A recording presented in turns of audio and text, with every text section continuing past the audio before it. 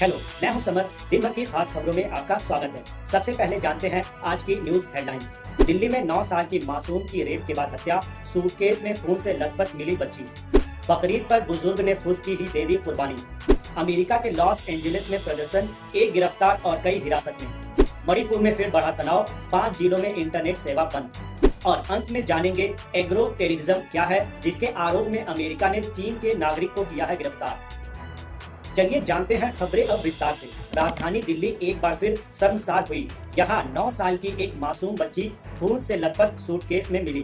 बताया जा रहा है कि आरोपियों ने पहले बच्ची के साथ दुष्कर्म किया, फिर उसे एक सूटकेस में भरकर फ्लैट में ही छोड़ दिया।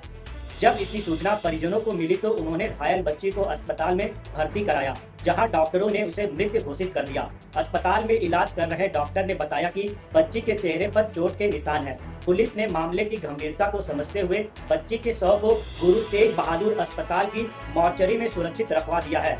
आरोपी की तलाश के लिए 6 टीमें बनाई गई हैं। देवरिया जिले के गौरी बाजार क्षेत्र की एक घटना ने सबको चौंका दिया। 7 जून को देश भर में बकरीद मनाई गई। इस दौरान एक 60 साल के ईस मोहम्मद अंसारी ने बकरीद के दिन अपनी जान दे दी। पुलिस के मुताबिक मृतक के पास से एक नोट भी बरामद हुआ था। इसमें उन्होंने लिखा था, इंसान बकरे को अपने बेटे की तरह पालता है और उसकी कुर्बानी देता है, वह भी एक जीव है। मैं अपनी कुर्बानी खुद अल्लाह के रसूल के नाम पर कर रहा हूँ। अमेरिका के लॉस एंजलिस में अवैध प्रवासियों के खिलाफ की गई छापेमारी की कार्रवाई के बाद हुए प्रदर्शन से वहां हालत तनावपूर्ण है।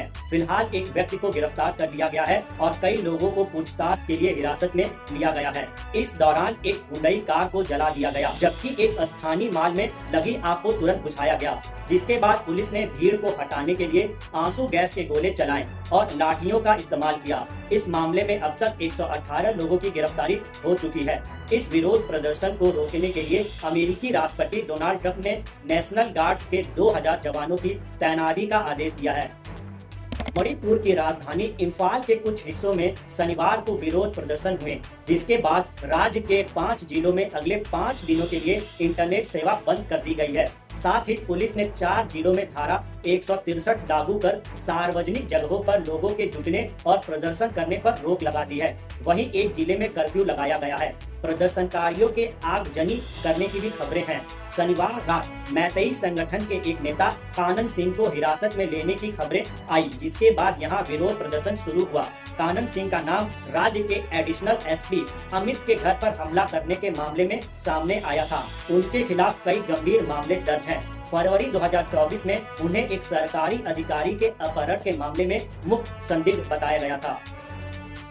एक चीनी महिला को अमेरिका में एक खतरनाक फंगस की तस्करी के आरोप में गिरफ्तार किया गया है।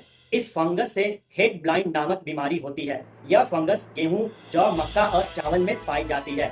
यह फंगस हर साल दुनिया भर में अरबों डॉलर के आर्थिक नुकसान का कारण भी बनता है। एग्रो टेररिज्म यानी कृषि आतंकवाद क्या है, चलिए जानते हैं। कृषि को नष्ट करने के इरादे से बायोलॉजिकल एजेंट का जानबूझकर इस्तेमाल करना ही एग्रो टेररिज्म कहलाता है। इसका इस्तेमाल किसी कृषि आधारित अर्थव्यवस्था के सामाजिक आर्थिक ढांचे को गंभीर रूप से अस्थिर करने के लिए किया जाता है, खास तौर पर खाद्य फसलों, कृषि आधारित उद्योगों को निशाना बनाकर। इस तरह के हमले छिपे हुए होते हैं, लेकिन ये उन देशों के लिए बेहद विनाशकारी साबित हो सकते हैं जिनकी अर्थव्यवस्था कृषि क्षेत्र पर निर्भर होती है।